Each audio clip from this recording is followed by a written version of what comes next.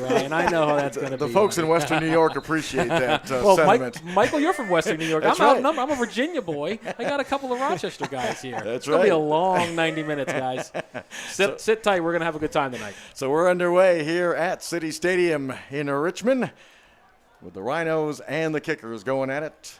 And Richmond in possession right now. Here's Jambi in control. Getting a little pressure that time from number 22. That's Rolfe, Colin Rolfe, that is giving some pressure to him. You know what I'm interested in looking at tonight is the right side for Richmond. You've got Alex Lee, who's got MLS experience and is a very good crosser of the ball, a good defender. And he's got Colin Martin playing right in front of him, another good player. He's got good service and good 1v1 skills. I think that's going to be a really interesting matchup to see what Rochester can do against that duo tonight. Ball played back to the goalkeeper, Willis. I believe this is our first look at Willis. I believe Taylor had the starts in the other two broadcasts we've done, right? Yes, he does. Willis coming down from DC United. What do you think? I'm kind of putting you on the spot here, Mark. What do you think is the biggest difference between Willis and Taylor? Do they have a glaring difference between the two, do you think? Well, Willis has a decent amount of MLS experience, right. So a little bit more big game experience. As far as Taylor, I think Taylor's actually played very well. For basically this is his first year of getting solid minutes. So he's got a lot to learn, but I think he's definitely at the very least the USL Pro quality goalkeeper, and he's going to only get better as he gets older. And having Willis in front of him, he'll learn a lot from Willis, I think. And I think you put your finger on it exactly, Mark. I think Joe Willis has a lot of experience, and from my understanding, talking with Sasha Goris, who is the assistant coach to Lee Kalishaw for the Richmond Kickers, had said Ryan Taylor hasn't made any mistakes. But the problem is obviously Joe Willis has that experience. So it has to be something where Joe Willis makes a mistake in order to turn the tables in the favor of Ryan Taylor here. So Rochester trying to keep possession, and the ball is played ahead, and the Rhinos had it for a moment, but then it was knocked away on a fine play by Shinoski for Richmond. And going back real quick to Willis, it's a guy who was in DC United, and he played a lot of minutes for them last year. And that tells you something about their goalkeeping depth. When he's down here, Andrew Dykstra, who had such a phenomenal year for Richmond now, is getting lots of minutes up at DC United. So it's a nice thing to have for DC. They basically got 3 starting quality goalkeepers.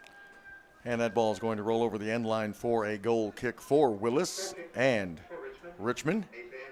Now, Mike and Mark, it's pretty interesting because both of these teams have set up almost exactly the same way. It's a 4 defenders, 2 defensive midfielders, 3 attacking guys with a withdrawn striker. That's Tyler Rosenlund, who's playing for Rochester Rhinos, and a striker up there is in Colin Rolfe. And then the Richmond Kickers are set up exactly the same way. There's 2 notable differences, one of which is Matthew Delicott's not in the lineup, who's been scoring quite a lot.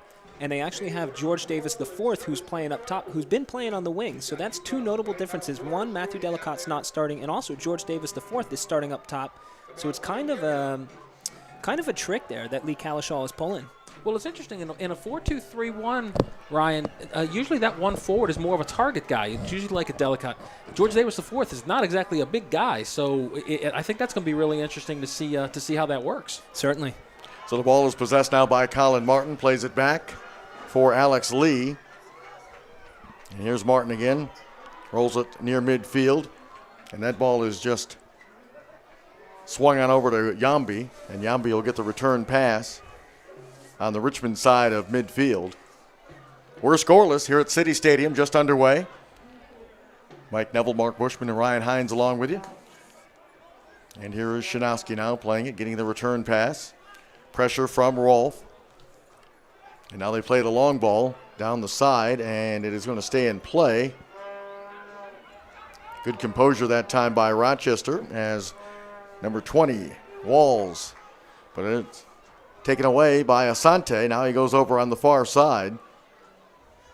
That's number 33. That's Kemp. And Kemp in a battle. And now number 6, Hoffer for Rochester. And we got a whistle. And a foul on the Kickers. Now, notoriously, Bob Lilly's teams have really put forth a tremendous effort in games very early on and also all throughout the game. Bob Lilly has a way to manage players to make sure that he gets the fullest out of them.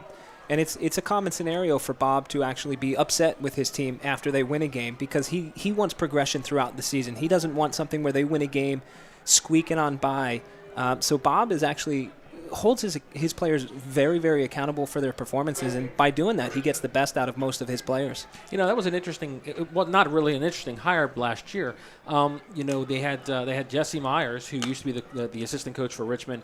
He went up to Rochester, and unfortunately, because of the results, he was let go. And they brought in Bob because Rochester has such a great history, Ryan and Mike, of success. And it's one of those things where Rochester's an organization where finishing second is a disaster for them. Certainly. So, you get in a guy like Lilly, who's won several championships, did great up in Montreal for a couple of years. He's been all over the place, and so it's going to be really interesting. He's shaped the roster a little bit differently. Curious what he's going to get out of these players. He has, and I'll tell you, back when I played for Bob, I had played for Rochester for 1 year previous under Darren Tilley. Bob Lilly had come in Rochester at that point and had completely redone the roster. He only had 3 players that he kept on the roster. I was one of them, Scott Vallow was another, and Nathaniel Short was another.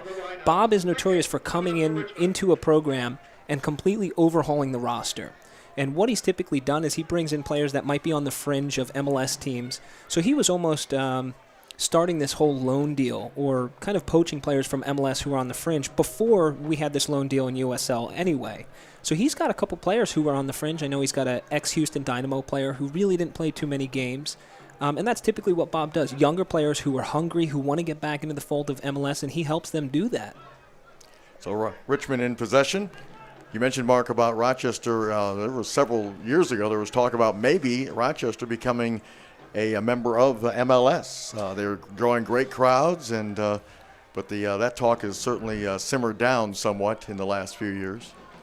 Yeah, MLS has so many cities wanting to get teams right now. It's amazing. They the league only wanted to go to 18, and now they're looking at 22. Then they want to go to 24. Rochester's. When they were talking about MLS, I thought it was a good idea at the time. But when you look at the soccer-specific stadiums and the crowds and the markets and stuff like that, that's MLS was looking for a little bit bigger. But Rochester, just such a great history of soccer, and it's always enjoyable to watch them play and to see their fans. They've got such a great fan base. Here's Rolfe now getting the turnover with good hustle back that time by Shinosky, and now he'll play it over on the far side to Kemp, and Kemp rolls it over to Jared Jeffrey.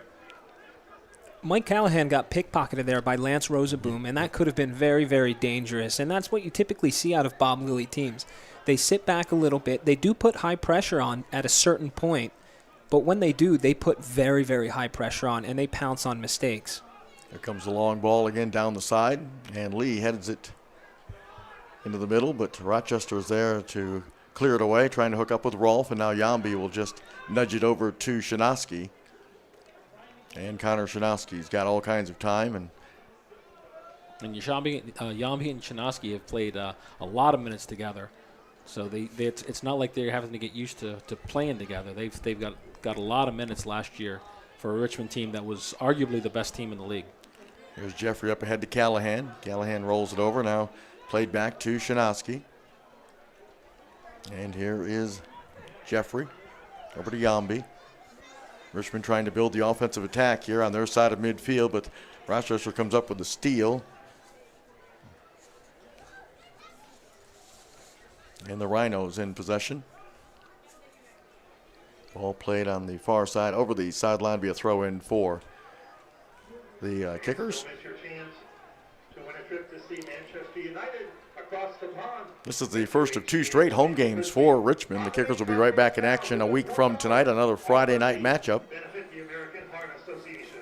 And I was trying to... I was going to ask you who they playing, Mike. I don't have the roster. They're playing somebody. They're going to play a team. So I guess I wasn't prepared for that, was I? Well, you showed up 5 minutes before kickoff. Mike. Well, Stupid traffic. Us prima donnas, we got to show up at the... Here's the ball played over to Lee, and now he'll play it back to Shinosky. Hey, they play Arizona United SC there, Mike. That was who I was going to mention. And that is an interesting story there. We'll be talking plenty about that next week, about that. It's been a little crazy in that organization the last few months. So here's Asante dropping it back. As again, the Kickers. Asante went down, no call. Here's a play ahead for Rolfe, and he's kind of shunned off the ball nicely by Shinosky. And that was an excellent challenge by Kyle Hoffer there to step up, and you can see what he was trying to do. As soon as he wins that ball, he's trying to look for Colin Rolfe, possibly that the Richmond kickers weren't ready for that Route 1 ball, and it was actually a good idea to try to do that. So here's Jambi playing it back to Willis. Willis will just nudge it over to Shanowski. We're scoreless. Just about 10 minutes into this one, unofficially. Here's Jambi taking a look. Now he's going to try the long pass ahead for Asante, and Asante's not going to win a lot of 50-50 balls, to be honest with you, with his size. He certainly isn't he? But they did get the throw in. And here's Callahan. Rolls it off to Martin. Back to Callahan. Or excuse me, that was number 34 that nudged that over. That was Jeffrey for Richmond. And here's Asante. Tried to get the drop pass back to him, but it was nicely read that time by number 44. And you can see Rochester's really trying to conserve their energy defensively. They're trying to suffocate the kickers. Try to play through us is basically what Rochester's saying. When you try to do that and you make a mistake, we're just going to go. And we're going to flood forward. Yeah, you're exactly right, Ryan. What I've noticed is that Richmond, they haven't had any problem with Richmond letting them go play the back pass or square ball. But anytime they try to move forward, that Rochester defense has just been smothering them so far. Kyle Hoffer with the free kick, and he drilled it right to a kicker. Callahan goes down, no call. Now there's a whistle as Rolfe is guilty of the foul. Now, Mark, in a situation like that where Rochester's going to sit back, the ball has to move quickly. And that's what Richmond's not really doing right now. They're taking 2-3 touches on the ball, too many touches, or actually dwelling on it a little bit too much. When you move the ball quicker, then Rochester's going to get caught out. And a main culprit right now has kind of been Mike Callahan. He's been slowing the game down a little bit, and he's just got to get in a little bit more of a rhythm where he's playing 1 and 2 touch and keeping the ball moving as quickly as possible. Here's a pass ahead for Asante as he challenges. Nice defensive play that time by the Rhinos. And really, that's kind of been the MO with the Richmond kickers. Wouldn't you both agree that they really haven't had very quick ball movement? That's something we've been talking about in earlier broadcasts. And I think, Mark, in that second half against Pittsburgh, that's one of the things that opened up some scoring opportunities was their quick touches instead of holding the ball, getting the ball, and making that Pittsburgh defense go side to side. That's exactly right. I actually think Pittsburgh let up a little bit after that second goal. Right. And I think Richmond was able to capitalize on it. I think that was the big part of it. But like I said, as Ryan and I have been saying, Rochester's defense is pretty stifling so far. They're more than happy to let Richmond play the negative ball or the square ball. Moving forward, Richmond's not had any type of rhythm at all, no passing lanes or anything like that. I'd like to see Callahan make one of those deep slashing runs that he's known for, coming out of the back, taking some defenders on and drawing people to him. I think that's what's going to work. I think like you said, Ryan, 3-4 touches trying to knock it from side to side might not necessarily work tonight. Certainly. So here's Shanowski in possession for the kickers. We are scoreless here at City Stadium. Always a great atmosphere here in Richmond. Shanowski will play it wide to Jambi. Jambi taking a look. Again, sending the long ball. It's settled, and then that just went over the head that time of Martin. And here comes Rochester on the run. That is number 9. Vu. And Richmond will get the throw in. Here's Callahan. I'm not sure if this field was covered with all the rain that we had this week, but it certainly looks in great shape, and it does. I know it does drain well. Yeah. But boy, we had a ton of rain. Asante challenging now for Richmond, but the Rhinos are able to clear it to midfield. And Rolfe got a foot on it right to Shanowski, and he'll settle it down to Jambi. Colin Rolfe is doing a great job. A lot of the Rochester players are playing the ball long into Colin Rolfe, and he's able to hold the ball up. Now, that's one thing. Richmond's defense has to make sure that they put pressure on him, but he's able to hold the ball up. And I know, Mark, we were talking about Matthew Delicott versus George Davis IV. And, can he hold the ball up? Colin Martin's doing an excellent job of that. And I believe we've got a foul down there in the corner. Yes, we do. Good opportunity for Richmond here. Got Donnie Smith. He got the shoulder into Martin, and he knocked him to the ground. So here's an opportunity for Richmond with a free kick. And don't necessarily. I don't understand why Smith did that. To be honest with you, he had him kind of pinned back there. There wasn't a whole lot of area for Lee to run, so I don't necessarily think that that was a very smart foul there. Now you're giving Richmond a free shot. Yeah, I believe I said Martin. It was actually Lee, Mark, as you mentioned, that got knocked down. So here is Colin Martin, though, with the free kick. Trying to curl it in. Here's a header just over the crossbar from William Yambi. Best opportunity of the night so far for Richmond. I'll tell you, William Yambi always wins the ball in the box. It's just a matter of whether or not he puts the ball on the frame. He always wins it. Yeah, his GPS is off. He's got to get his direction straight. So here's the goal kick, and that was the best opportunity of the night for either team, as Mark mentioned. Goalkeeper Sofner.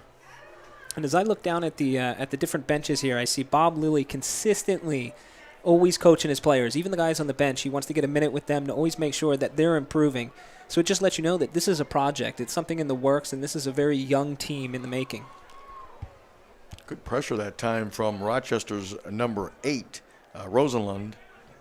But Richmond comes up with the ball, and will try to counter now. Here's Martin dropping it back. Still in possession. And that ball went off the foot. That was unfortunate because he had a lot of room. He had about 10, Yeah. 15 yards in front of him to work with, and that's what they've been looking for. Garzi in possession, number 13 momentarily for Rochester. Now they'll play it back to their goalkeeper as number 20 Walls drops it back to Sofner. No score, City Stadium, Richmond, Virginia. Here's Yambi laying it over to Shanaski. Shanaski's got some time. Now he's getting some pressure. And again, he'll send the long ball. Trying to hook up with George Davis the fourth, and George Davis is going to settle it. Rolls it over. Taking a look. I believe that's Porter. And that ball escaped, I believe, Callahan. And Richmond will have to regroup. Here comes Shanaski over the center line. Shanaski takes a look. He's able to slide a pass to Asante. And Asante to Lee, and that ball is going to curl over the sideline for a throw-in. And the Rochester player went hard down on the ground. I'm not sure if he hit that wall or not, but he is still down. Yeah, I don't know if the referee, if the assistant linesman, if he was raising his flag for a foul or just that it was Rochester ball, but the referee came sprinting over from about 40 yards, so... And that wall is very, very close to the corner flag. Yeah. And I believe that's number 44, Sasso, the left back. I'm not sure if he lost his footing. You know, obviously right there you do have asphalt, which sometimes the cleats on the asphalt have a tendency to slip. And it looks as though there's a couple concerned faces down there on some of the crowd. Yeah, I'm not sure. It looked like Ryan might have been reaching for his knee, which is never a good sign. Probably, well, the trainer's down there looking at him now. Maybe skinned his knee. Hopefully he just skinned his knee. Like I say, that wall is very close, and now he's up, and that's good to see. He is walking off under his own power. Well, you can tell it was a little scary injury because the Red Army that was down there, they didn't taunt him or anything like that they're known for. They gave a nice round of applause. But no, Ryan's exactly right. That's a little slippery area down there, and that's why they got the light pole down there covered in padding now. They didn't used to have that. It was kind of a swim at your own risk type deal. Right, exactly. So Rochester with the free kick after that incident in the corner. And it looks like Sasu is going to come back in momentarily. So that's good news. Rochester trying to maintain as a foul. You know, Mike, I was getting ready to say, coming up on the 20th minute here, and they're really, to be honest with you, there hasn't been any type of a flow to this game from either team. It's a lot of just knocking it around, but nobody's really done anything outside of the Yambi header off the set piece. There really hasn't been any free flow to it. Just knock around and some fouls and stuff like that. So both teams are honestly a little sloppy going in so far. Rochester now trying to build some offense. Ball put into the box and just headed over that time. The attempt from Donnie Smith. He thought it went off the kicker's defender, but it'll be a goal kick for Richmond. So that's Rochester's best opportunity. And as Mark has said, the opportunities have been few and far between for both teams here in this early going. And I think that's actually to Rochester's benefit at this point. I think what they're trying to do is break up Richmond's flow, break up their rhythm, and it is very difficult to have a rhythm when you have 8 players coming down from D.C. who don't train with the team, so that's a very difficult thing. I think as the game wears on, obviously Rochester's going to tire a little bit defensively, but Richmond's also going to find their rhythm a little bit. They're certainly not sharp right now, Richmond, and Rochester's game plan is working very, very well. So here's Shinosky getting the return pass. And now he finds Callahan near midfield. Callahan sends it wide. Taylor Kemp. Ball played ahead. Nice ball that time. And Colin Martin. It's dropped, and Alex Lee nudges it forward, but it's the player that was hurt a moment ago, but Sosu was able to come up with a loose ball for Rochester. Here's Jambi at midfield, nudging it to Callahan. Now they go to Kemp.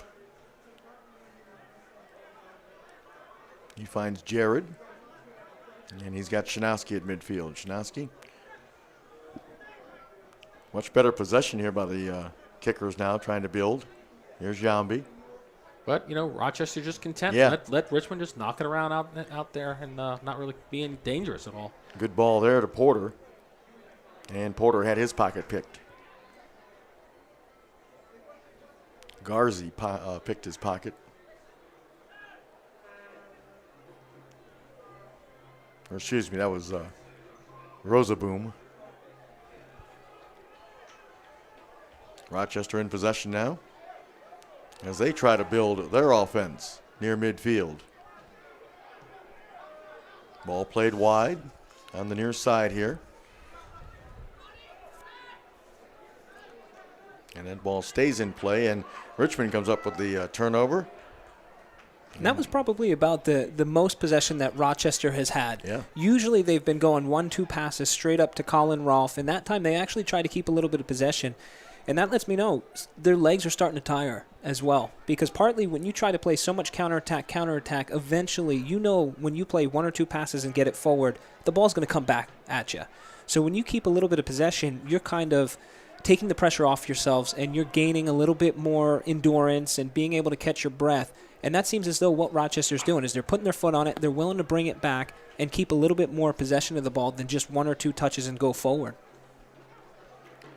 So, Ryan, is that something the kickers pick up on as well, that maybe they are getting a little tired? That's why you think in the back of their mind they're saying the same thing? I think it's easy for us up here in the commentary booth to kind of have a look at that. I don't think the kickers in the ebb and the flow of the game will actually realize that.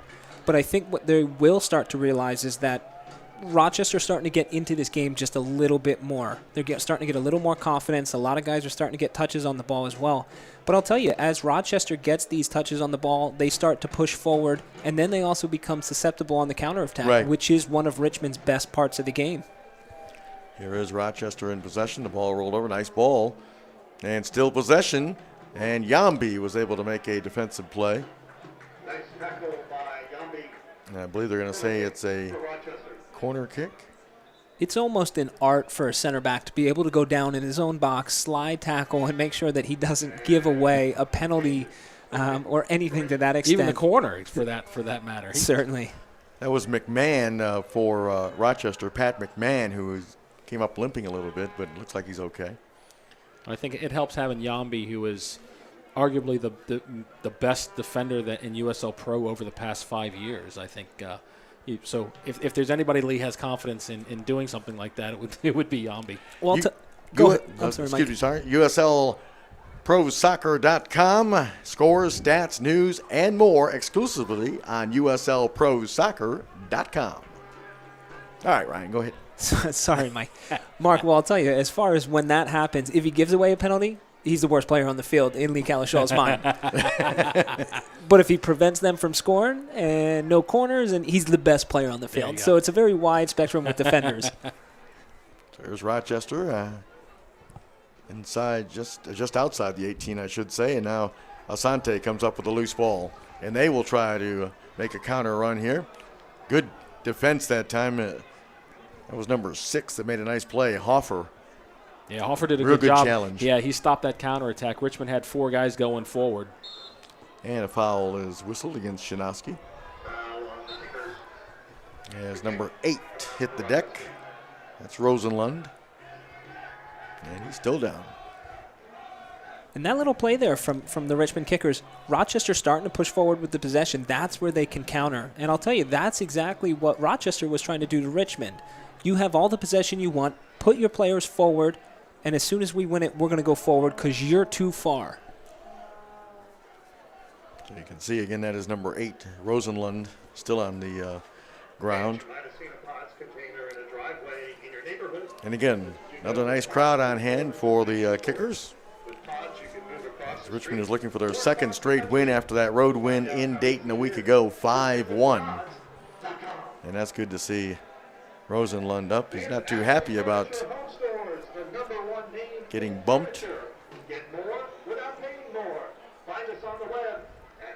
Looks like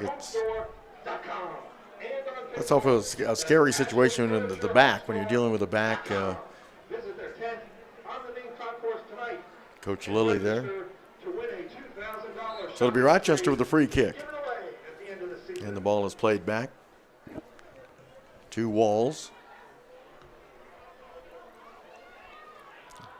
And now off to number 6, Hoffer. Ball played ahead for Rolfe, but Yambi was there to take it away. Slides a pass, and now it comes over to Martin. Here's Martin looking wide to Asante, making a run on the near side, and that ball is literally banged out of play. I mean, it's in the seats. And when you have Asante with a full head of steam going at you, you want to just go ahead and get that ball out of play. There's Richmond now in possession. Martin playing it back to Jared.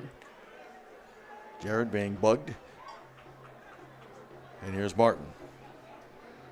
And Callahan sweeps it over on the far side. Ball put into the middle for Asante, and it sailed over both Asante and Sosu. That was better from Richmond, though, on that particular series. They were able to move the ball around a little quickly, as Ryan said, and were able to get a good cross into the box. Just Asante's just not going to win a lot of those headers. There's an interesting little battle that's going on between Tyler Rosenlund and Jared Jeffries here, and it was going on when Jared Jeffries was running away from Tyler Rosenlund, and he was smacking him from behind. And I think they're still kind of going off of that, and that's just something to kind of make sure of. If Jared Jeffries sees Tyler Rosenlund on the ball, kind of have a quick look at it. You know, they're kind of going at each other and getting a little chippy. Whistle foul against the kickers, and now Rochester in possession. Here's Hoffer. Makes the short pass, gets the return pass. That's Garzi now playing it ahead for Rochester. But here's a Richmond with the steal and still in possession. Here's Asante. He's got some room to operate. Plays it wide. That's a good ball. Here's Martin. Martin is knocked down, no foul. I thought that was a good no call myself. I totally agree. Beautiful ball here. Here's Rolfe. He's got some help trailing. Yep. Plays it back. Here's a into the box, and Yambi calmly says, I have this one covered. And he does. Here's Asante. Again, looking on the far side. Haven't called out Kyle Porter's name a whole lot in this first half so far. It's been very quiet. And also George Davis IV. There's Porter now challenging, but Rochester maintaining possession. Rosenboom was able to get it away, but now the steal. Here's Colin Martin. There's a shot. Actually, I believe that was Jeffrey that took that shot. From about 30 yards out. So the goal kick for Rochester. For me, Rochester's most arguably best player so far in this first half, in the first 30 minutes, has been Kyle Hoffer.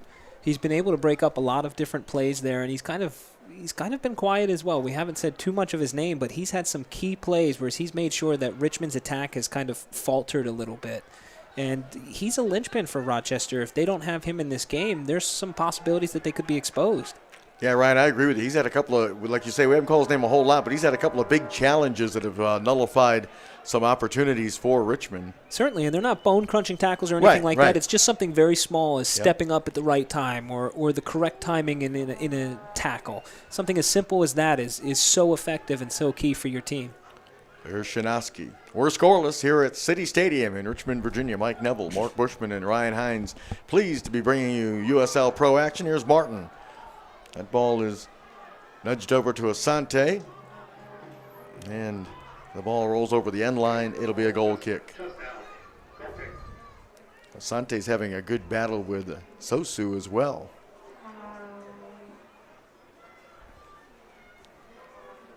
Softener now with the goal kick. I'd like to see Alex Lee get the ball a little bit more in moving up into the attacking third. He's got that great crossing ability. Hasn't really been able to leave his spot a whole lot, I guess, for fear of the counterattack there. So Softener with the goal kick for Rochester. That ball is flicked down the side, and Shinoski takes a couple of looks over his shoulder, says, I've got time to settle this one, and he does. And he'll gently play it over to Willis in goal. Both teams have had about one really good opportunity. Yambi's header going over the crossbar, and then Rochester had an opportunity as well. It was from number 11, Smith. Other than that, a lot of the play has been in the midfield area. Here's Shinoski getting a challenge now from Rosenlund, who's back in after getting knocked to the turf. So here's Shinoski. And there's Lee, like you were talking about, Mark. Here's Asante. And he had it taken away. But Asante, nice job of battling to get that ball back by Samuel Asante for Richmond. Never gave up on it. Here's Jambi, touching it to Callahan, right back to him. Callahan turns, plays it over to Kemp. Nice ball to George Davis IV. And his pass was knocked out of play by Rochester, be a throw-in for the Kickers. Here's Callahan. Off to Jeffrey. Jeffrey takes a peek, and he finds Martin. Colin Martin overran the ball. Now is able to still maintain possession for Richmond. Here's Jeffrey. Tried to slide a pass through. Well defended that time by Rosenboom. And Rosenboom lost possession to Jeffrey. Here's Jeffrey to Martin. Martin in the box with a shot. Oh, a great save. George Davis IV trying to pounce on the rebound, back and a shot. Another good save. Two big saves that time from Softener with a couple of big stops. Here's Asante. Richmond's not done. Here's Martin back to Asante. And finally cleared away by Rochester. Wow. Easily the best sequence of the night, but wow, what a couple of great saves from Softener there. And Rolfe draws the foul, and a yellow card is shown to Shinoski. Yeah, that had to be a yellow card because he was grabbing him. That's robbery in some parts of the country. And that's what Colin Rolfe's in there for. He's in there to kind of give those two defenders, the central defenders, Yambi, a headache for the most part. And going back to that play, what a play by Soffer in the back as a goalkeeper. Colin Martin gets the ball in probably about 12 yards out, and he doesn't necessarily sell the fake with his right foot to the defender, but it opens up a little bit of that back corner, and Soffer made a great save. Outstanding save, and then comes up with the reflex save about 5 seconds later. Yeah. So that's really that's talent for a goalkeeper to compose yourself after getting down on the ground to get that save, get yourself back up and ready for the rebound. That's outstanding goalkeeping from Softener there. Certainly, and the interesting thing was it came from a mistake by Lance Rosenboom, too long on the ball. Yeah. And this is what's going to happen between these two teams. They seem like they're both kind of counterattack teams. Richmond hasn't been able to break down Rochester on the pass. And it comes from a quick counterattack where Lance Rosenboom loses the ball in the final third. Here it is again. Look at that save there with the right hand. And now, right here, I believe that's Porter that gets that shot away. Yeah. Just a tremendous effort. Great job by our crew to show the replay for you. And we had a foul against Asante, and the Rochester player is still down. And at this point, I think Bob Lilly is benefiting from competition between two keepers. He's got two guys between the two of them. They've played the 4 games.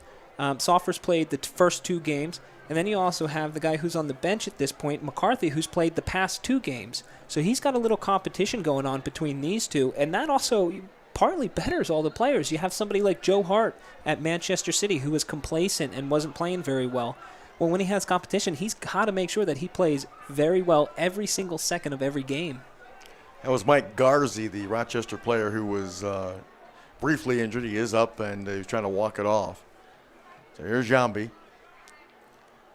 So 2 glorious scoring opportunities for Richmond, but the goalkeeper, Softner, with a pair of great saves, one with the right hand, and then, as Mark mentioned, the reflex save on the follow-up shot from Kyle Porter.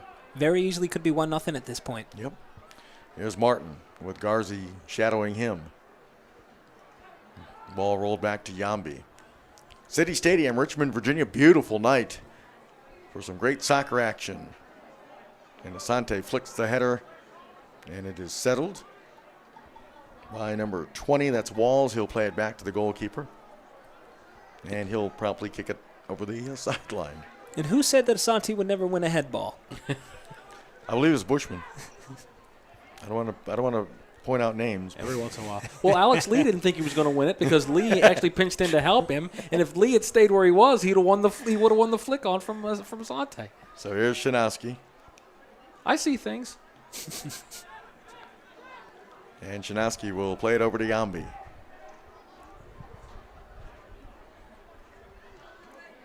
Here's Martin. They're starting to find Martin, Ryan, in that middle there, and he's been able to settle the ball a few times. Unfortunately, not that time, but he's been able to make some plays. He has, and he's the guy who's the key for the Richmond Kickers.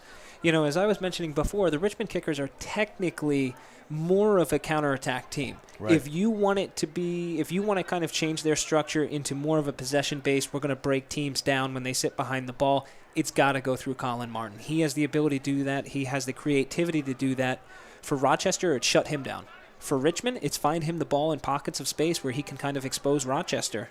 Wall's pass went off a teammate's foot, and now it's Richmond now trying to counter. Here's Lee. Off to Jeffrey. Jeffrey looking for some help. Dancing away from the pressure from Garzi. Now to Shinowski. Over to Yambi.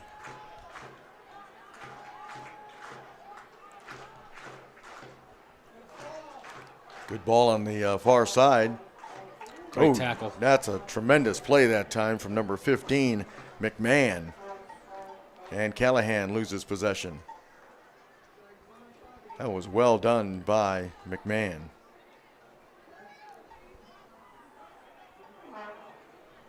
Vu had it for a moment for Rochester. As again, they are knocking it around. Still in possession and now almost turning it over. That was very dangerous. So here's Rochester with possession.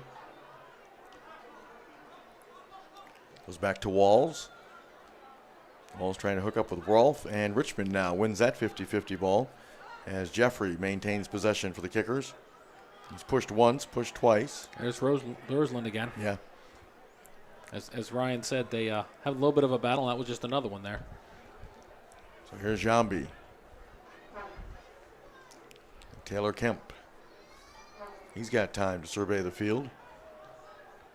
Ooh, tried to squeeze a pass through to, I believe, Callahan from Martin, and that just missed. And now Shinowski backpedaling and is able to chest the ball down.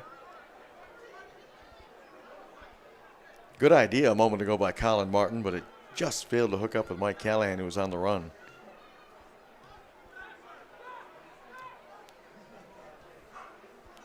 Again, the Kickers trying to get the quick passing game going. Here's Callahan to Martin. Martin is able to weave away. Yeah, it's a great pass to Porter. And Porter now drops it off to Martin. Porter had Callahan on his left there. He just didn't see him. Callahan made a really nice run there. Here's Lee to Porter. Porter is not able to get around. Good defense that time from Sosu. Goal kick now for the Rhinos. Participating in the halftime games, please report to field. I've got to say, what's the most interesting thing about Bob Lilly coming into Rochester is he completely overhauled the entire roster. You know, and they not necessarily had some poor players last year. They just had poor results. They weren't able to hold wins. They lost a lot of leads. And one of the players that I was surprised to have seen left from this Rochester Rhinos team was the MVP last year, Danny Earls, who's now actually gone to Pittsburgh and is kind of a pivotal player over at Pittsburgh. But I was surprised to see Bob Lilly let him go. So here's Lee with the throw in. Off to Shinosky. He plays it to Yambi. Well, you know, Ryan, you know, when you get a new coach or new general manager or something like that, they usually have their guys that they have in mind, and you're going to see that. Well, absolutely. In that left back position where Danny Earls has played, and you have Sasu down there who's done a very, very solid job for the most part at left back. I actually thought that might have been a corner kick. The Richmond fans thought it should have been called a corner kick.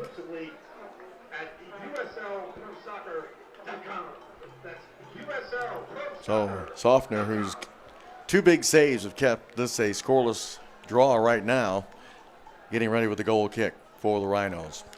Hey fans, visit the USL Pro fan page on Facebook at facebook.com/USL Pro. You can keep up with all the action in USL Pro soccer on their Facebook page. So here's Callahan getting the restart going for Richmond. Here's Kemp off to George Davis IV. And he's going to come over on the near side. Lee had to climb the ladder to keep that in play. And he did a nice job of getting it to Shinosky. There's a long ball, and trying to run onto it is George Davis IV. He took a shoulder and from Hoffer and took a seat. That's about the 6th or 7th time Rochester's been able to do that. Such a good job of shepherding the ball and escorting it out of touch, and so that they can get the goal kick, because Richmond keeps trying to play that ball in behind. But like I said, Rochester's positioning has just been perfect so far.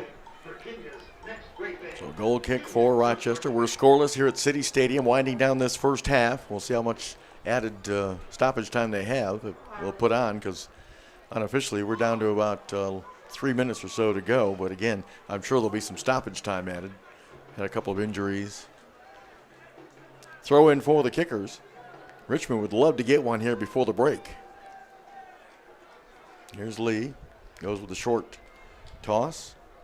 And Lee tried to get it back to him, but it was well read that time by number 8, Rosenlund. And Asante and Rosenlund, you got a great look at it right there as they were exchanging pleasantries. Yeah, Rosenlund's he's finding himself in a lot of the action and the incidents with the other Richmond players. Into the skirmishes, I like to say. You've always got to have that player, though. You really have to have that player who kind of frustrates the Richmond kickers.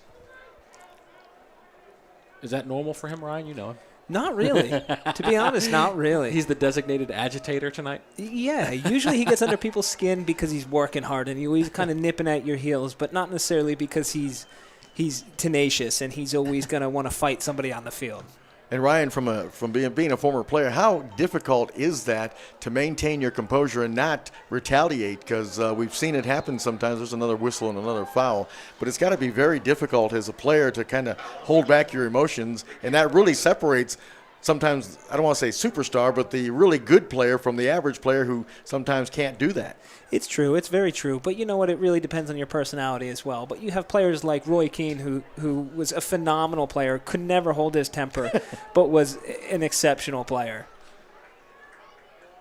Sometimes it's good for you. And what about you? Could you hold your emotions in? Yeah, I mean, for the most part. I don't think I ever saw Ryan commit a foul, actually. Why is he winking? Come on. Why is he I don't winking? think I ever saw you commit a foul, Ryan, I swear. You must not have been watching the games. Maybe you just weren't playing at the ones I was in. What's he going to mail you a check or what? Here's Lee for Asante, and that ball over the sideline, and it'll be a Richmond throw-in. And that's much to the chagrin of the Rochester bench. Here's Lee. Ball squirts free to Martin, but there's a whistle and a foul. I'm not sure if they got Garzi or number 8, Rosenlund. I think they got Roseland again because he keeps putting his hands up and saying stuff. So Here's Callahan. He does have to be careful, though, because he's been involved, like I said, in a couple of different altercations and said a couple things to the ref. Eventually, he's going to probably have to get a yellow card at some point if he doesn't keep his nose clean, I guess. Whatever he's saying to the referee's probably just laughing. He's Canadian, and he's got a very, very thick Canadian accent. There you go. He's probably saying a lot of A's. Walls was able to go over the back of Samuel to retrieve that ball for Rochester. And that ball is going to be settled by Lee. And Alex Lee tried to hook up with Martin. A little miscommunication there. Here's Shinosky. Down he goes, and no call. Shinosky's furious. He thought he was. And, of course, the Richmond fans vehemently disagree with that call. And, well, we got a foul. Oh, now it's a foul against Richmond. Well, the Rochester player ran into the Richmond player and got flattened. And Asante has just drawn a yellow card. That's an interesting call. I'd like to see the replay on that. Well, you could actually see what the referee was doing was he was pointing to all the different areas on the field that Asante had been late or had committed a minor foul. So at this point, he says, listen, you've got 1 over here, 2 over there, 3 over here. Let's just kind of stop this now and give you a yellow. So No, I think. Go ahead. I'm sorry, Ryan. No, I think what he's trying to do is make an example of Asante at this point because there's a lot of little chippy fouls that are going on around the field, and I think he's trying to put a stop to it by just giving somebody a yellow card. My only problem there is I wasn't sure it was a foul on Richmond. Certainly. And George Davis IV almost kept that in play for Richmond. It'll be, well, they're going to say it is a kicker's throw-in. They're going to back him up. 2 minutes. Stoppage time. 2 minutes is what we've been told as far as stoppage time goes. No score in this first half. And this is exactly what Rochester wanted to do, wanted to get into halftime at 0-0. And, for Lee Calishaw, personally, I don't think his team's done enough out there to really break down the Rochester. They had one chance. You can say they've technically had 2 chances, but they were the same rebound. It was right. 1 shot and a rebound. And you know what? That's not good enough for this Richmond team at home. Rochester's frustrating them. Rochester's taking the bite out of this game and the sting out of this game by just playing very, very content. Let's keep the ball. And I wouldn't be surprised if Rochester in maybe the 60th minute throw on some subs to possibly change this game and up the tempo a little bit. Quick ball into the box, and Yambi's able to clear it. That cross came from Donnie Smith for Rochester. And now possession from McMahon. Rochester with a little threat here towards the end of this first half, but Jared was able to nudge the ball away. Now Richmond clears it. Here's Martin keeping it in play. Trying to get a quick counter here before the whistle blows. Here's Callahan. Good strong ball over to Lee. Alex Lee making a run on the near side. He's got Asante right next to him. He rolls it to him. Right back to Lee. Lee settles. Right back to Asante. Asante takes a look, now puts it into the box, and it's nothing but Rochester Rhinos on that one. Here's the ball played wide. Richmond still in possession. And that ball's headed away. And I was just going to say, I thought that should do it for the half. So a scoreless first half. Not many scoring opportunities. Richmond had the best, of course, but that young man right there, the goalkeeper, Softner, came up with 2 huge saves, one with the right hand and then the follow-up, the save on the follow-up attempt from Kyle Porter. So nothing. Quick thoughts on this first half? Very sluggish game, I think, from both teams. But as Ryan said, I think this is exactly what Rochester would like. It's a very slow game. The crowd is not really into it. Richmond has 2 shots on goal, as Ryan said, from that same area. Rochester doesn't have any shots. You saw the saves there that we were talking about from the goalkeeper, Softner. Ryan, how about your thoughts? Yeah, I mean, I think this is exactly what Bob Lilly's wanted to do. They've nicknamed him, some fans in the past have named him Boring Bob or Bunker Bob. And to me, I think it's his tactic. Sometimes he wants to come in away from home, sit back a little bit. In the second half, he'll kind of let it open a little bit. He'll go into halftime and he'll kind of rip into his team a bit because he doesn't think they've done enough. But to be honest, I think they've done enough to frustrate Richmond at this point. Well, Bunker Bob's Rochester Rhinos are right now in a scoreless draw with the Richmond Kickers at the half. We'll take a break. We'll come back and we'll have more of our coverage of USL Pro Soccer from the City of Richmond, City Stadium. Stay with us.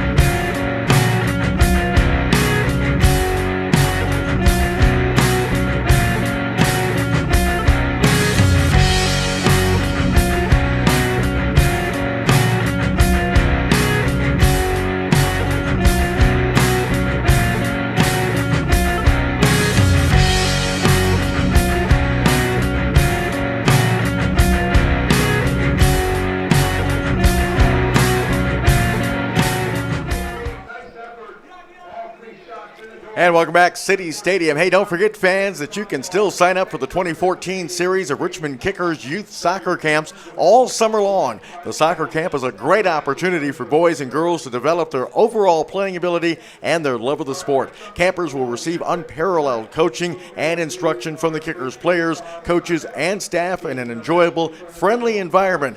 Camps range from individual to team camps, as well as specialized training in finishing, goalkeeping, and more. You can learn more about the camps and how to sign up by logging onto their website at www.richmondkickers.com.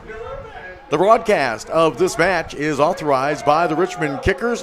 Any rebroadcast, retransmission, or other use of any image, sound, account, or description without the express written permission of the club is strictly prohibited. Tonight's match was produced for the Kickers by Torbor Sports Group, the official video production company of the Kickers. At this time, we would like to take a brief moment to thank some of our major sponsors for this 2014 season. They include the main jersey sponsor, Health Diagnostic Laboratory Incorporated, as well as YOGG, the official club's marketing partner. To learn more about all the sponsors for the Kickers, log on to the club's website. And again, that is www.richmondkickers.com. We would also like to thank the official apparel provider, Adidas, a sponsor of the Richmond Kickers. Be sure to grab your official Kickers merchandise online or right here at City Stadium on game days. And our next broadcast will be a week from tonight, as we'll be here at City Stadium, as the Richmond Kickers will be in action a week from tonight with a 7 o'clock start here at City Stadium. It is a scoreless tie. We're going to be back. Coming up, we're going to have all the highlights from the first half as well as the second half kickoff. You're watching Richmond Kickers Soccer on YouTube.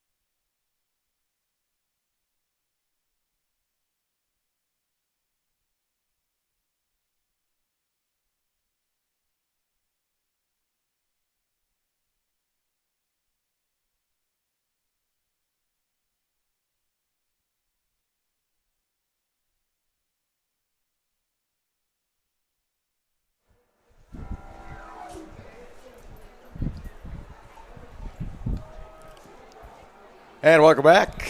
City Stadium, there's the two great saves that the goalkeeper for Rochester made to keep this thing a scoreless tie. That's where we're at, as he made the great save with the right hand, and then the follow-up shot from Porter for Richmond, and he made a great reflect save, I should say.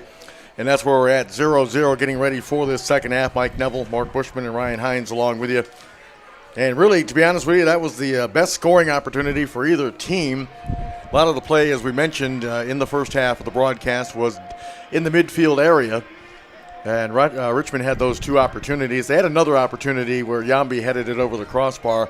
Rochester had an opportunity as well, has number 11 for them. Donnie Smith headed the ball over the crossbar, but really not much opportunities for either team except for what we just showed you as far as the highlights go.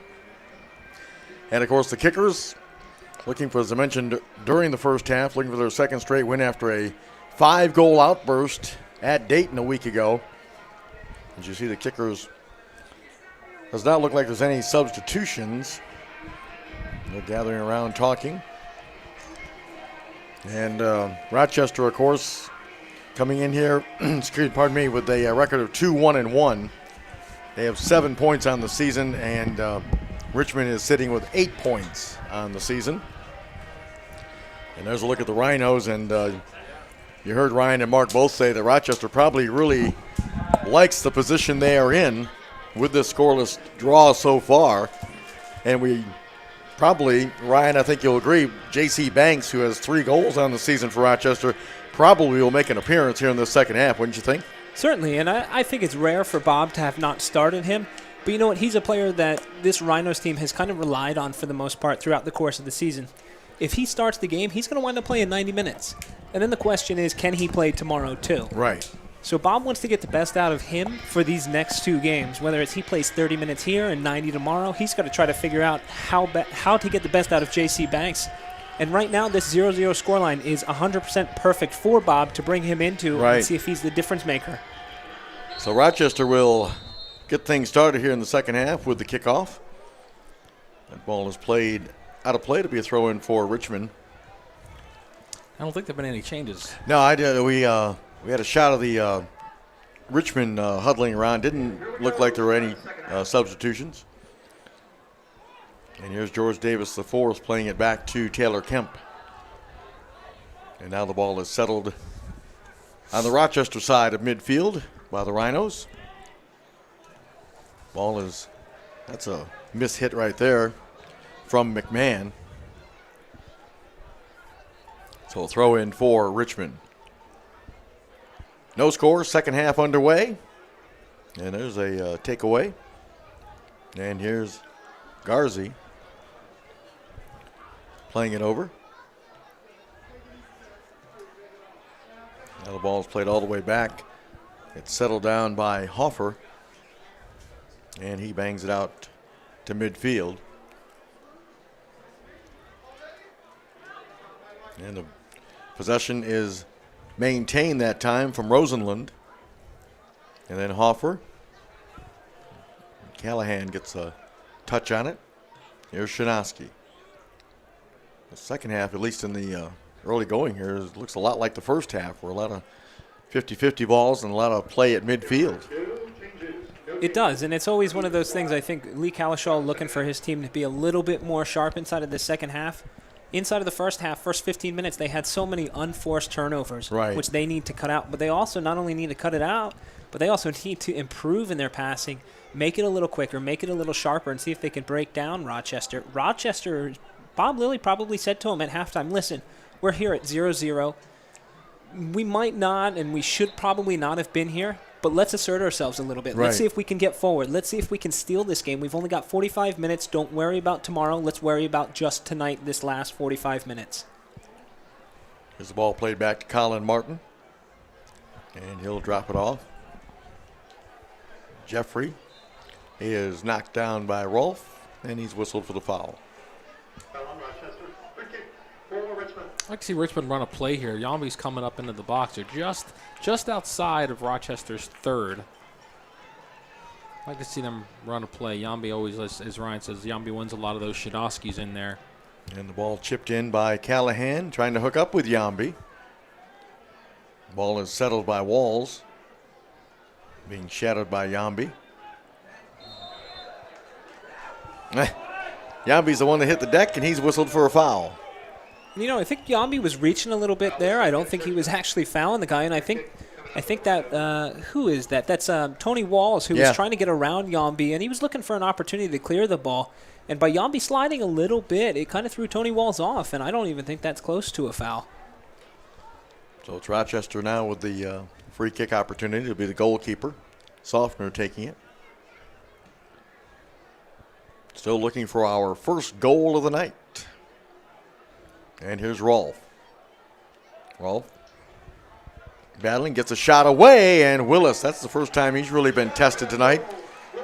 He smothered that. It was nice by Rolfe to fight through what was probably a foul there from the defender from Richmond. So nice job of fighting that off and getting the shot off at least on goal. Absolutely, and what he actually did was he pushed it across Mike Callahan. So Mike Callahan either had to foul him or Mike Callahan had to slow up his run to make sure that he didn't foul him. And that's exactly what wound up happening. Rolfe with a nice piece of dribbling across the defender.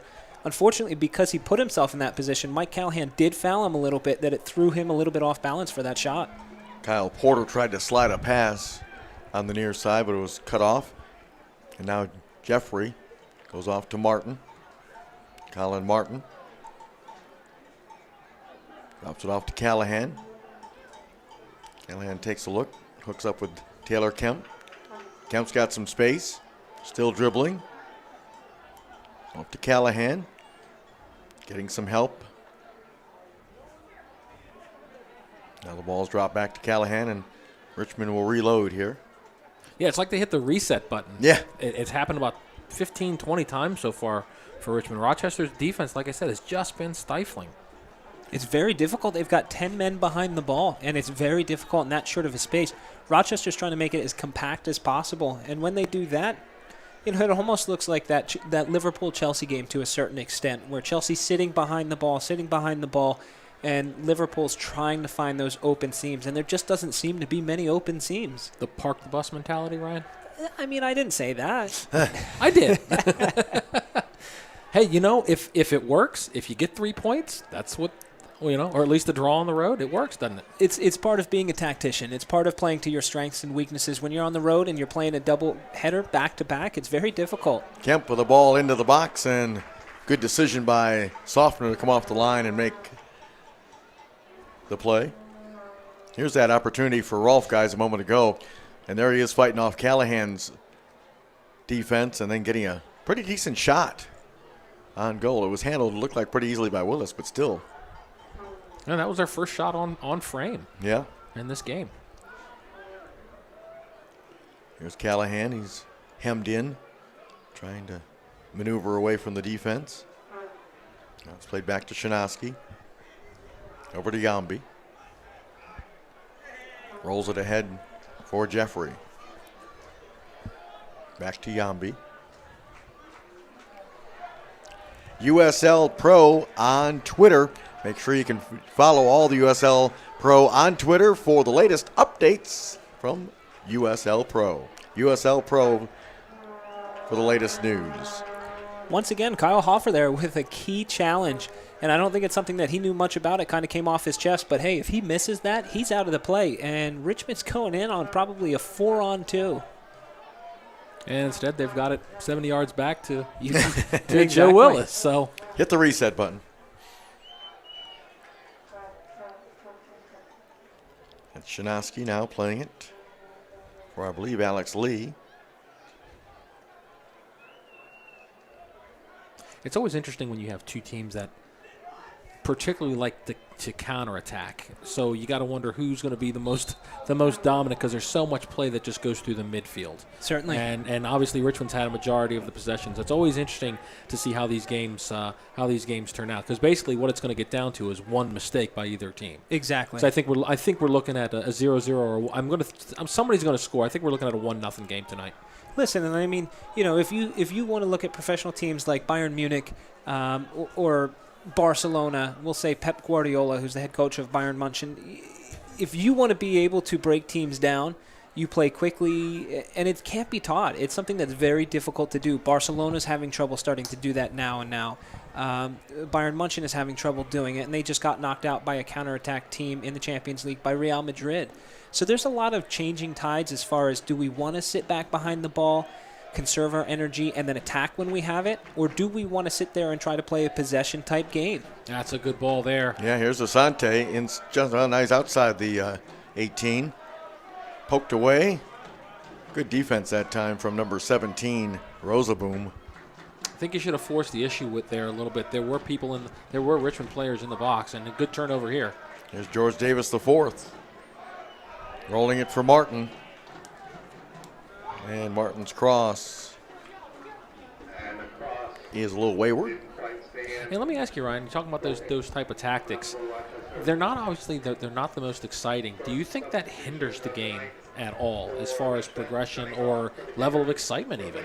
Personally, no, because for me, if you're watching for that type of entertainment value, you're not necessarily watching for the right reasons. You know, it really depends on who you are. If you're a football purist, you're going to look at the tactics because it's more like a chess game. Your tactics, how you come out, how you attack, how you defend. If you just want to watch for pure entertainment value, yeah, it kind of diminishes the game. But at the end of the day, do you think the coach on the bench really cares about whether or not you're entertained? Exactly. For me and for that coach, it's more about, hey, I want to win, I want to keep my job. And nowadays, when modern football involves so many sackings, so many firings for poor performances, and they're really not even poor, they're just below expectations. Right. So we had a couple of substitutions. Matthew Delicott is on for Richmond. Also, Luke Vercoloni is on, and he's also wearing the captain's band because he replaced Mike Callahan. Gotta love it when you can have two guys with that kind of experience and that kind of level of talent coming in off your bench. That's really nice. I'm curious to see what Bob Lilly's going to do to counter this. I don't even see. Well, I see one player starting to warm up now for Rochester, but that's it.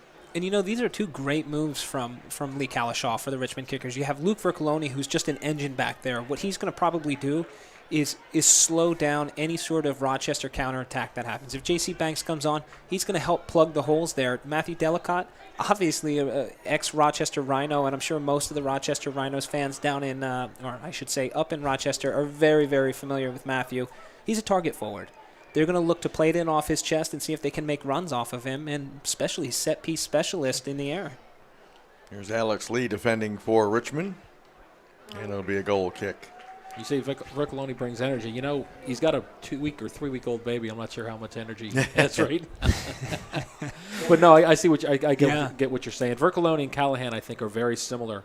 I think are very similar players. Ryan, you know better than I would Certainly. on that. But I think so. There's no real drop off there. You know, like you said, get Delicott in there. This is the type of game I think where Delicott can have an impact, because you do need somebody up top that can win that ball and hold it and have the players run onto it. Because nothing's really worked for Richmond right now. Just trying to play through the midfield. There's nothing. Exactly. They can't get that final pass in there. And you start to wonder when Route 1, when very direct play up to Matthew Delicott is actually what starts to work. And it's something that Kyle Hoffer hasn't really been challenged on. And also Tony Walls hasn't been challenged on those direct balls. So put a big body in there. Let Matthew play it off his chest a little bit. See if he can link up play and see if they can counterattack that way. Vu a moment ago was fouled. The Rochester player was fouled by Jeffrey. And now it'll be a goal kick for Rochester. And as soon as I said Bob Lilly didn't have anybody warming up, now he's got everybody warming up. HDL Incorporated, the comprehensive testing lab based in Richmond. Health Diagnostics Laboratory. So a goal kick for the Rhinos. Find out how a simple blood test can make you aware of your total health. The Kickers are proud to wear HDL ink on their We're still scoreless. City Stadium on a beautiful Friday night. And there is the goal kick from Softner.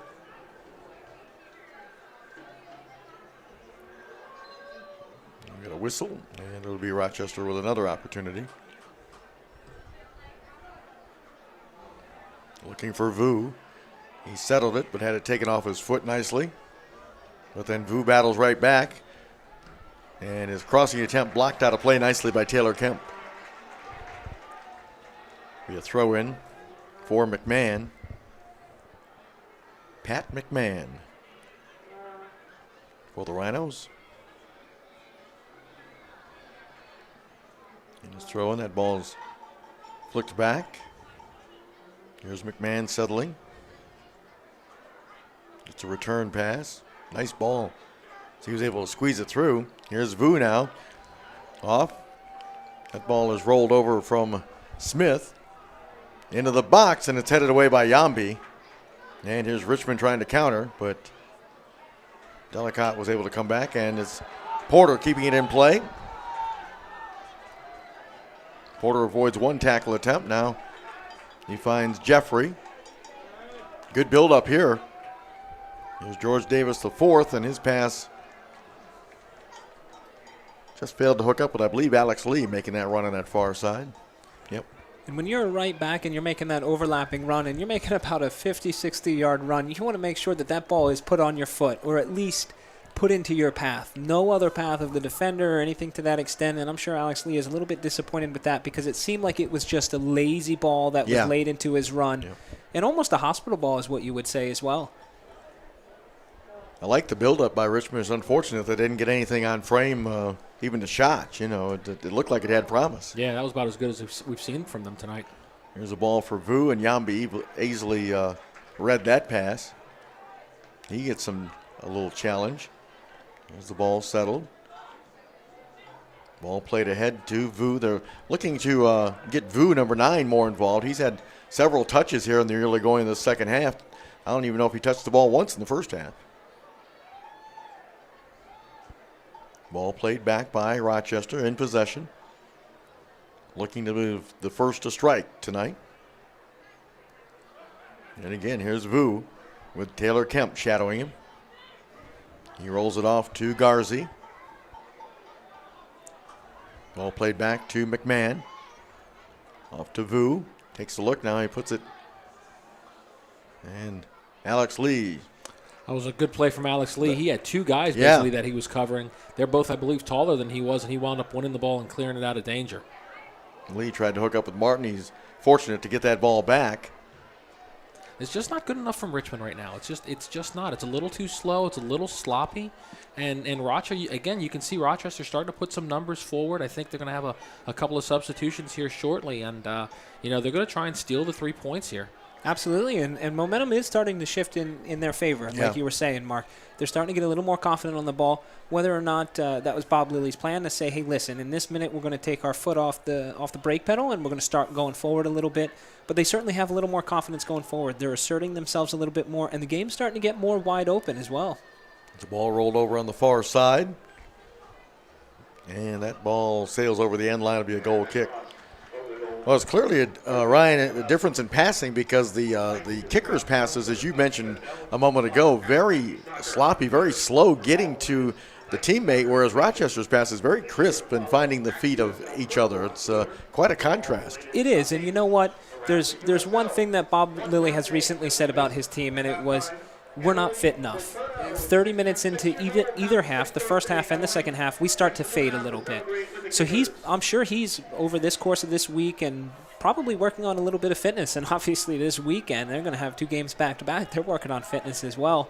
But the thing is they're starting to play a little bit more. Now Richmond, I don't know if it's heavy legs, if it's tired or what, but their pass has been very, very poor. And it's not, 1 or 2 players. It's a good majority of the players have been pretty poor in their passing and their decision-making. Here's Jeffrey losing the possession. Ball chipped ahead, and Yambi with good defense on Rolfe. And it'll be a corner kick. Yeah, Yambi is. Wow. You saw the graphic a moment ago for Nike. So here's Rochester with a golden opportunity with the corner kick here. Yeah, whistle. Got a little shoving in the box.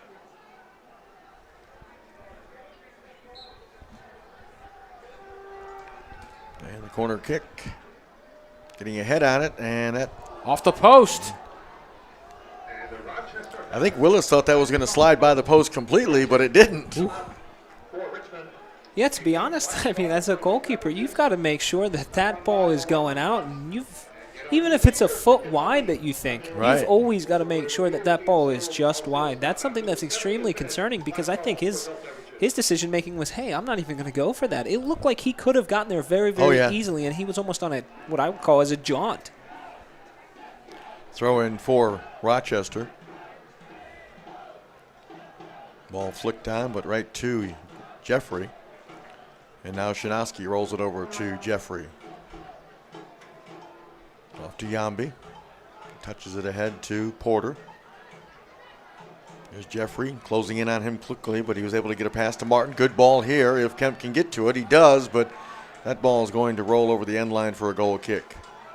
Unfortunate there. Goal kick coming up for Rochester. Visit the USL Pro fan page on Facebook at facebook.com/USL Pro.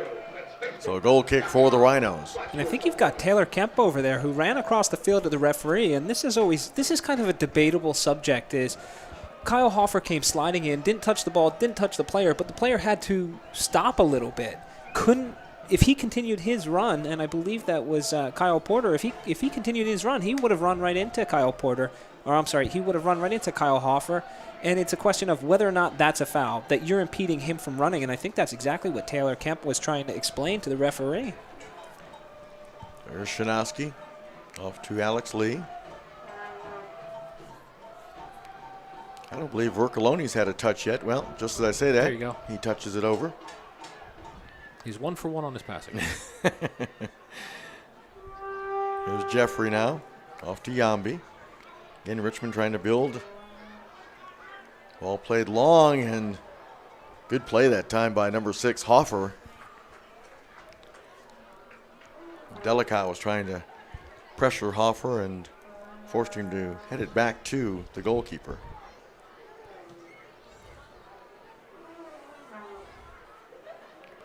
And Rolfe cannot settle it.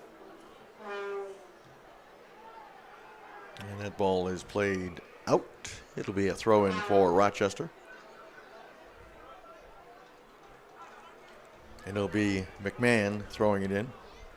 Good look as he goes down the line. Oh, good ball. I think Vu might have thought he was offsides. That's why he really kind of played that one very casual. The question is when does Colin Rolfe come off? I know he's putting in quite a decent shift for a forward here. And we're in the 65th minute. It's got to be Bob Lilly looking to make a change here. Now we got a whistle and a foul against Rochester. Looks like he's getting ready to make a move, Ryan.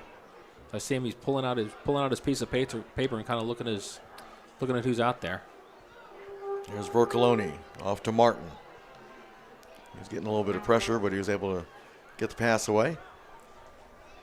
Here's Shinosky. He'll roll it over to Yambi. Yambi with some possession. Off to Kemp. Here's Porter. Porter's quickly double teamed, but he's able to get it off to Kemp. He'll go on the far side to Shinosky. Here's Lee. Martin at midfield for Rochester. Or excuse me, for Richmond.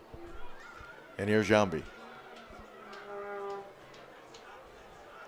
Jeffrey with some time and space. Here's Vercoloni. Off to Martin. Here's Alex Lee taking a look. Bluffs one cross attempt. Now he gets it into Delicott right at his foot. And that's what you want. And a foul has been whistled against Delicott on Walls. But that's the kind of play you want from Deli. You want to put that ball into him. He got it in the box. He wasn't able to get a good first touch on it, but that's why they have him in there. He can hold off that defender. Maybe he'll be able to get a turn the next time and at least get something on frame. Richmond's having a very, very difficult time stretching out and kind of exposing Rochester, and it's been this way throughout the entire game. It's almost frustrating to watch because Rochester is doing such a very good job in frustrating Richmond. It's almost infiltrating into me at this point. That 50-50 ball is out of play to be a throw-in for the Rhinos.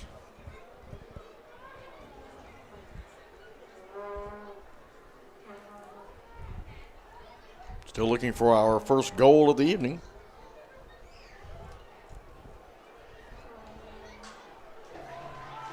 And Willis.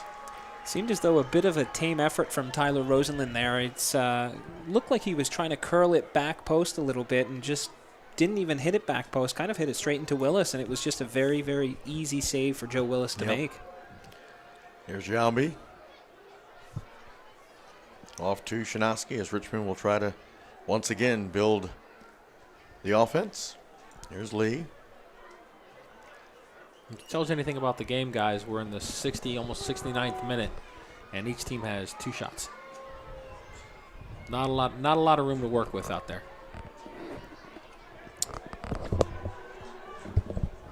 Yeah, it's a very, very disciplined. Here's that opportunity a moment ago. The shot, and Willis smothered it easily.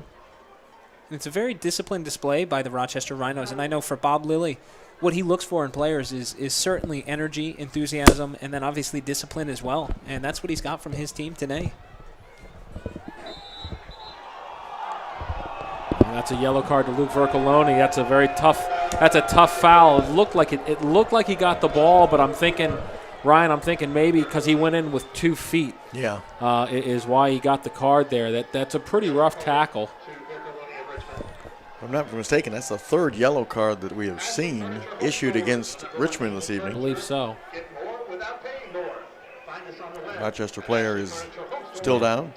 Yeah, that was I'm sorry, Ryan. Like I said, it sounded like he got ball, but I think if that second foot comes in there, you got to draw plastic on that. Yeah, and no. Speaking as a former player, go ahead, Ryan. Tell me. I think the reason why he got the yellow wasn't necessarily that 2 foot or anything like that. I think both feet, or it was 1 foot in the tackle, but I think it was just the spikes were showing. The bottom of his boot was showing, and I think when you expose that, you really expose other players to the possibility of coming through and wind up breaking a foot, certain stuff like that. It was debatable whether or not it was clean, but it was definitely ugly as far as on I guess that's Garzi or Grazzi. Yeah, Mike Garzi. Yes. And we are going to see a sub from Rochester here.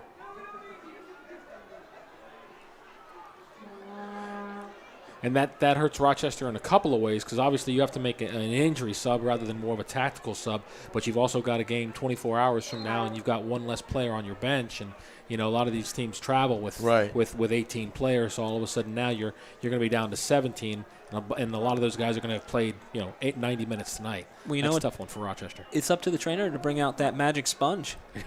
Here's Rolfe trying to work on Shinoski, loosen the box, and Willis is able to collect it. And it looks like number 24, Alex Sudley, is going to be the one that's coming in for Garzi. So here's Richmond in possession. Here's George Davis IV. Back to Jambi. And that's a little bit of the problem there. George Davis IV got the ball, settled it down nicely. His first touch was backwards, which is one telltale sign that, hey, Richmond's just trying to keep possession at this point. But he took 3 or 4 touches to get the ball off his foot and then give it to Jambi. And it's just a little bit too slow.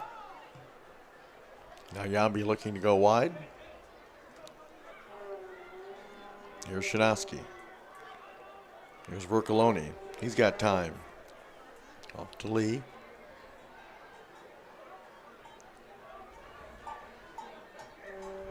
Here's Colin Martin. And now Jeffrey. As again, Richmond trying to penetrate that Rochester defense. Vercoloni takes a look, chips it for Delicott, and it's headed away. There's Jeffrey, off to Martin. Martin dancing, now off to... Alex Lee's wide open on the right side there. Get the ball out to him. Yep, here's Porter. And they do. And Lee into the box, and it's headed away. It's settled by Martin. Martin trying to tee it up, gets a shot. That's blocked. And finally cleared by Rochester, though. 2 fine plays that time by Hoffer. He blocked the shot attempt, and he also headed away a dangerous cross. And that's what I was looking for, to get the ball out to Alex Lee so he can use that crossing ability and look for Deli there. There was a good opportunity for Richmond there. And Porter just missed hooking up with Delicott.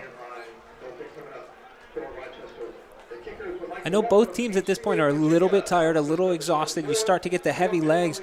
But from Richmond, all game so far, I haven't seen any sort of dynamic runs, any slicing runs, any pulling away and checking to, anything like that. And that's what's going to shift the defense that's kind of sitting behind the ball. And there hasn't been much of that, and there still isn't much of that. I'm surprised that Lee Calishaw hasn't made a change other than Matthew Delicott, maybe on the wings, to possibly open up the defense, bring on some energy, and possibly shift around the defense and get them to be a little bit more indisciplined. Yeah, we didn't see that from Callahan, and we were looking for that earlier. Now Vercoloni's in there, because he's known that he can do that as well. Right. Like to see that, but you got to get him in a position where they can do that. The problem is, I think with Vercoloni, the few times that he's touched the ball, he's touched it with his back to goal, so it's kind of hard to turn and run because he's not getting that kind of time from Rochester. Ryan, wouldn't you agree that they're missing, last year, of course, they had Stanley Niazamba, who did a great job of coming off the bench and energizing not only the team but the fans.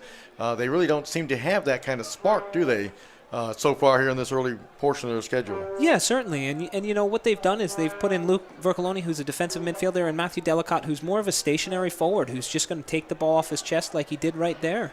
There's a shot, and that's blocked. It goes right to Taylor Kemp. Kemp on the run, avoids a tackle. Into the box. Oh, and I believe that was Deli that headed it just wide. Mistimed his jump just a little bit, and that's what threw it off. Credit to Taylor Kemp as well. It Yeah. looked like he could have honestly gone down inside of the box, and he stayed on his feet. Credit to Taylor Kemp for keeping the integrity of the game still here. Matthew Delicott looked like he was trying to do a glancing header and just didn't really connect with it, and that could pay. That's something that the Richmond Kickers really, really needed in order to open this game up just a bit further. So here is the goal kick for Rochester.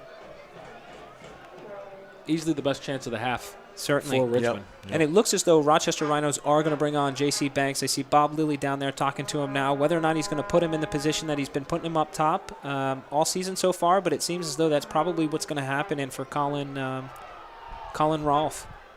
And Rolfe looked like he was trying to draw a foul on Yambi. The referee had no part of it. Here's Porter. Which was good because I think the AR was looking to give a foul there, and the referee waved that off. That ball skips wide of Donnie Smith and is picked up now by Richmond. Here's Vercoloni off to Porter. Nice drop off that time from Colin Martin. Here's Porter. Just a little too slow for Richmond right now. Yep. Here's Jeffrey. He's got time. Off to Shinosky. There's Porter. His cross attempt knocked away. Right to Yambi, and he'll push it forward. Here's Martin. Colin Martin. He's able to settle it once again. He's got all kinds of time. Rochester just watching. Here's Porter. Shinosky steps up, rolls it over to Lee. And Lee banked it off of a Rochester player for a throw-in for the Kickers. If you're at home and you're watching, Here's that opportunity a moment ago.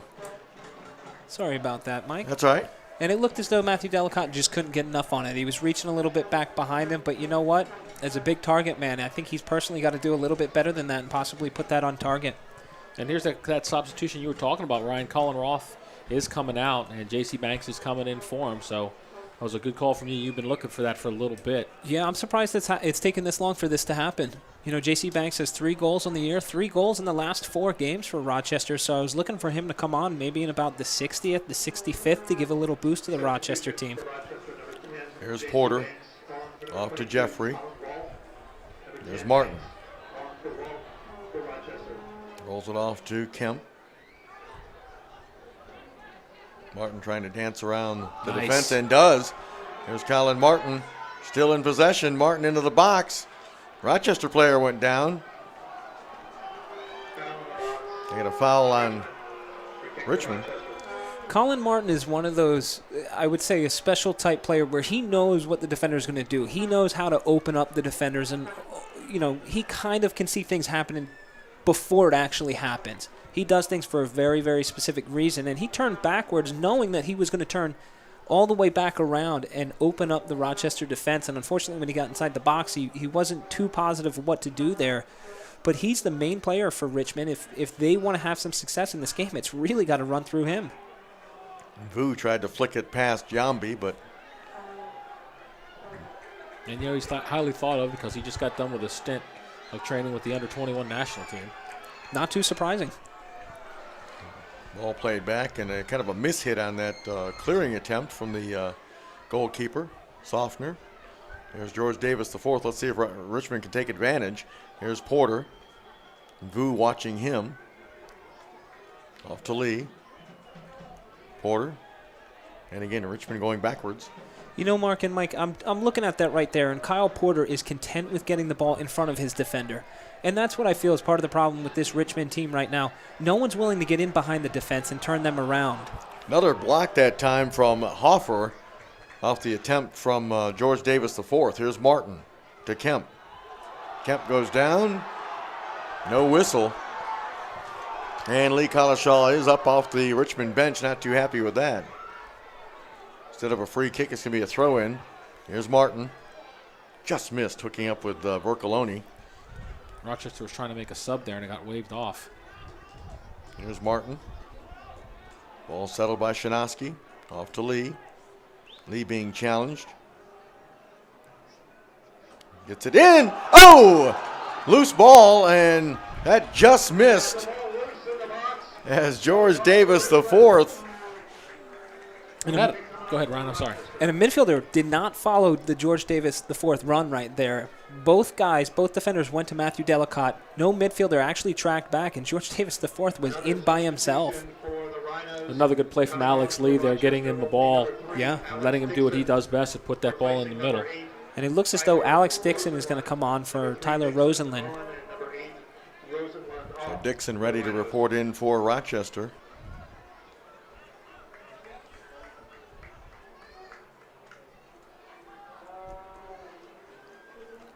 About 80 hard minutes from Roseland tonight. A lot of dirty work. And I guarantee you he'll be going on tomorrow as well. If I'm not mistaken, he'll most likely start tomorrow's game too. Looks like Johnny Mendoza's getting ready to come in for Rochester as well, another guy who's been around for a few years. And I wonder if Bob Lilly is kind of slowing this game down here on purpose, where he's saying, you know what, Richmond's got a little bit of momentum right now. There seems to be some energy in the crowd. Let me see if I can just sub some players on one at a time. Here's that opportunity again. Davis just, actually, he did get a flick twice, on it. Yeah. Yeah, he did get a flick on it. And then it hit his heel, yeah. I think. Here it is again. See that again. Another great cross from Lee. Watch this. He does get a flick on it, and it barely hits the goalkeeper. I didn't think the keeper had touched it at all, to be honest with you. And you can see from that replay there that it was Lance Roseboom who did not track his runner, who let George Davis IV kind of go, and that could have been a huge costly mistake. And I'm sure Bob Lilly will be watching this game tape over again and making sure that Lance Roseboom knows that was his mistake, and that could have cost Rochester this game. Good job by Kemp to keep the ball in play. He's looking for a foul, and I believe he's rewarded with that foul. Will be a free kick for Richmond. So the kickers now with the free kick opportunity. There's a look at Taylor Kemp.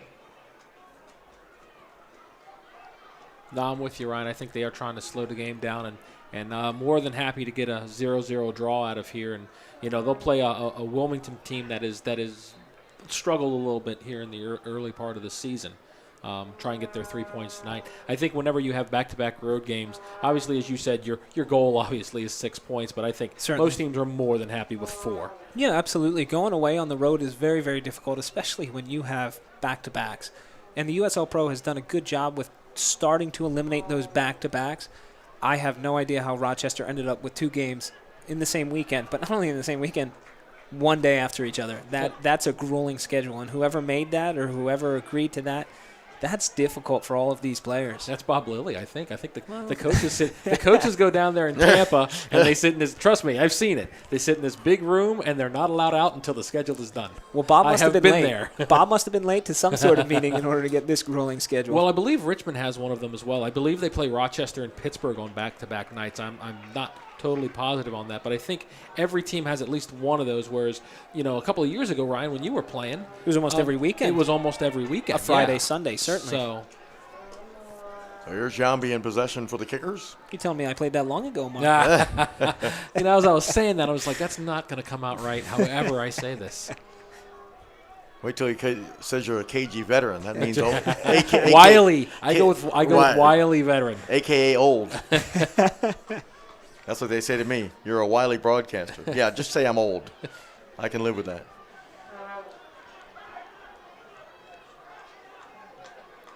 Ball played back now to Walls.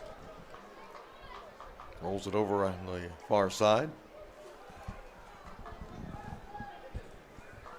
Settle down here. Here's an opportunity. Inside the box. And the cross blocked away. That was Donnie Smith with a crossing attempt, but was blocked away nicely. Here's Porter. Down he goes, and he's taken down hard. And they're going to get a foul and a yellow card.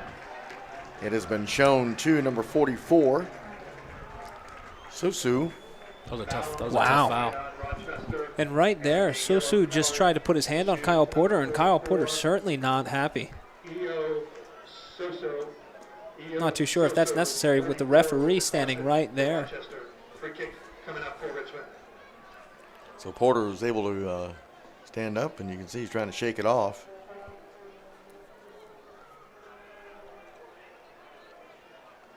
And Alex Lee ready to get the free kick for Richmond. Coming on for Rochester will be number 23, Johnny Mendoza, for number 9, Vin Vu. So Vu is coming out and Mendoza is coming in. And it looks as though Bob Lilly is getting ready and talking to yet another player. So, I mean, for me, Mark, and I know you kind of agreed with me, and I was questioning whether or not Bob Lilly might have been trying to slow this game down and break up a little bit of momentum Richmond was getting. If he makes another substitution, it's almost definite that that's my feelings on what he's trying to do here. Here's Colin Martin with a shot, and it skips just wide. I like that from Colin Martin, though. I know some players were on the outside looking to get the ball, maybe to try and get some service in, but. Hey fans, don't forget every USL Pro regular season and playoff game will be streaming live on YouTube this season. Features include DVR, chat, and social media interactivity. Subscribe for free to the Richmond Kickers YouTube channel today. Easy for me to say. You done well. So here's an opportunity now on the run is Smith. Ball knocked away by, I believe, Shinosky. And Mendoza got a foot on it for Rochester.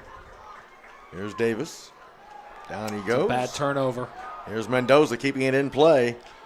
Fresh legs out there for Rochester. Mendoza gets the return pass, but the ball is thrown into some open space by George Davis IV. Colin Martin trying to get it, and it was knocked out of play by Mendoza. Scoreless tie winding down this second half. We'll see how much stoppage time is added. We still have about 4 minutes or so regulation before we find out how much stoppage time is added. Dixon almost came up with that turnover for Rochester. Now the ball is played back. Nice play that time by number 15, McMahon. Here's Mendoza. Mendoza challenging now. Ball put into the middle, and Yambi heads it away. The two fresh subs coming in here making an immediate impact for Rochester. And still going. Here's Banks.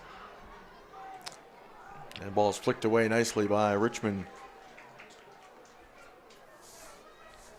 Throw in for Rochester. And there's no doubt that J.C. Banks is a game changer for Rochester. Honestly, it's a wonder to me why he didn't come in any sooner. This guy, he actually had an ACL tear. I believe it was back in August of 2012. Before that, though, he was lighting up the league. He had the most assists. He was actually, I believe he was Rochester's MVP just before that. Yeah. The season before that, he was Rochester's Rookie of the Year. Yeah. So he's had extreme success, and there was questions of whether or not he could potentially go MLS, and he's right back at it again within this season. Yep. And we've just had a really interesting substitution, Ryan. You and I have talked about this. Making his first appearance for the Kickers this year is Jason Yeisley, who has had a history. He had a really, really bad concussion about a year or so ago and has barely seen the field in the last year. And it's good to see him get out there and get some minutes and be back in the Kickers uniform. Yeah, he's finally gotten cleared from the trainers and from the doctors to play. And I know it's a fresh air for him, and it's just a breath of, a relief for him to be able to play. I know it was a question of whether or not he'd even be able to play, or he'd even want to play after such a concussion. But it's good to see him back out there. And obviously Lee's kind of electing for a 4-4-2 here. He's really throwing the kitchen sink at this game. What's going to be the biggest obstacle or biggest concern for Yaisley coming back, Ryan, from a concussion? There's got to be a little, not quite as aggressive maybe as he was in the past. Certainly, I'm sure of that. I honestly think, and for Jason, he's a smart guy, and he's tenacious enough, he's aggressive enough. I think the biggest and hardest thing for him to overcome is actually fitness, for not playing for that long. Right. And especially people don't understand when you have a concussion, you can't run, you can't jog, you can't stay fit, you can't get game fit anyway Right. because he's not playing. So I think his fitness is probably the biggest thing, and I think Lee Kalishaw's starting to use him sparingly in order to get him fit. That's probably why he's only in for maybe 4 or 5, 6 Certainly, minutes or so, yeah. I mean, one of the other things, Ryan, is, again, we've talked about it. It's for some of these guys, it's hard for them to sleep even. And I know Yaisley had said that he had some problems sleeping for a while. That takes a lot out of you. Yeah, and I think that's common for most people with concussions. But to be honest, it's great for Lee Kalishaw. It's great for the Kickers to have Jason Yaisley back. He is a quality player, and he's a player who can certainly contribute to this entire organization. Here's Obasi, who just came on for Rochester, number 7. And we're almost in the 90th minute. I'm going to guess we may have maybe 3 minutes of stoppage time. Here's an opportunity. And the shot, and in the back of the net, I believe it was Alex Dixon. And there is Bob Lilly's game plan coming into fruition of kind of sitting back in the first half, conserving some energy, seeing if you might be able to sneak one in, get a late goal. And to be honest, the Rochester team has actually looked a little more dangerous in this last 15, 20 minutes since J.C. Banks has come on and some of the other guys have come on.